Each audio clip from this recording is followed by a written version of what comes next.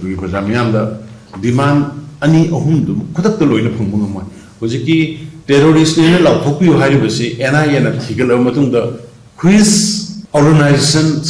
involved identify लाथोपदबनी हजिक investigation की स्टेज निना मदुगी लाथोपगी स्टेज मदि मतम खितंग संगनी अदुना हारिबा मरी दुगी मनुंदा अहुम अमा तौराबनिना अखोय तंगना किनी आर्म फोर्सेस स्पेशल कोऑर्डिनेट थमजन बिरई बसिसो अखोय लखोपियो अखोय तंगना बलिया फ्री तब सुतंगने मखा तान सुतंगना किनी अदुना अनि अहुम सि फजना तौराबनिना थबो ओइना उलाबनिना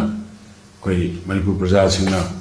अदुगा मरवैना अखोय कोकमिगी सि नाउसिनसु तौरैबो पोट मयाम दो खरा गैसु तौवा होरामेना अखोय एजुकेशन करी गुंबसि मखा तान सथबिदनबा स्कूल कॉलेज ऑफिस मफुं फाना फजना हामहलगा vulnerable area यगनबसिंग अटैक तौरबा जगह खर दुखत confine तौरगा ngananaba security force कईगेन होनरगा अतैदि normal होइना हानिगे दुमाइना लहननबा आई प्रजा सिंदा अदुगा civil society organisation सिंदा अदुगा हारिसि खुदिमगी all Manipur लेबा पुनमुक दई मसिमा अपील तौजरी अदुना यारगदि सिगे स्टेप से तौराबनी ना खरगे हंदोक कांदा कोई डिमांड तौमिनसे दो जॉइनली आर्म फोर्सेस स्पेशल कोऑर्डिनेट तो लौथो हाइबदु